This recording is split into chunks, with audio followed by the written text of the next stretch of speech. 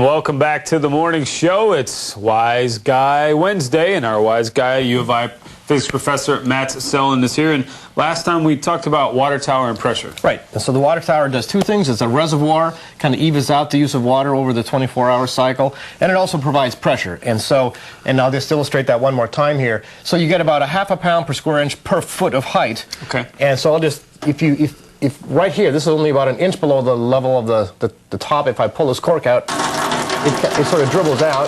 Mm-hmm. And now I get wet, okay? Now if I yank this bottom one out, which is only about a foot below, it's only about ½ a pound per square inch, it's going to squirt out a lot further.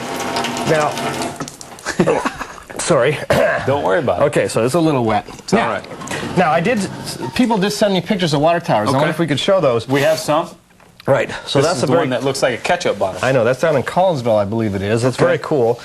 And have a look and see how tall you think these are. Let's go to the next one. I'd say about 120, 130. Good guess. I have no idea. This is from Catlin, Illinois. Okay. My friend Will sent me this one. It's a very good picture. That one looks a little bit taller. Looks pretty tall. About like 200 maybe. And then the last one I took down in Tuscola, so you probably know how tall that one is. Well, I don't. But I'm going to tell you how you can figure out how tall these things are. And this is a little bit of math. I have to sneak a little math in because I love math, and it's just like physics. Okay, there's a little math in physics. Right. So what you do, here's what you do. Now, kids, if you're going to do this, make sure you don't wander out in the street when you're standing there looking at the water tower. Watch out for cars. Exactly. Watch out for cars. So what you do is you want to stand far enough away from the water tower so when you point at it with your finger like this, your hand makes a 45-degree angle with the ground.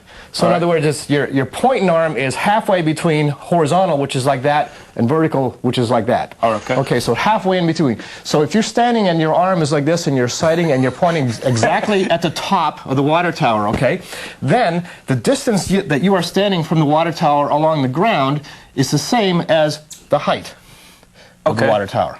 Okay, so once you've found that spot, then just walk toward the water tower and count how many steps you take. Right. And each step is probably about 3 feet. Right, about a yard. About a yard, and then you'll know how tall the water tower is. Oh, that's pretty handy. And that'll tell you how many feet high it is.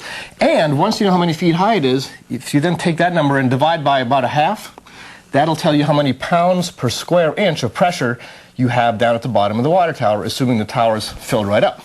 Wow. So there's all these little funny things you can do with math. Little science project there for the kids to do after school. And then the important thing is once you've estimated the height of your tower, you can just phone your city engineer or somebody who knows and see how close you are. See how close you are. Yeah, and then send me an email and let me know. Yeah, we'll have the folks of the water towers in Tuscola and the ones in Catlin. Maybe some kids can do that, and they can tell us because we have the pictures and we showed them. So. Exactly. And very good. And when we come back next week and the next following few weeks, I thought I would start doing something about the science of food.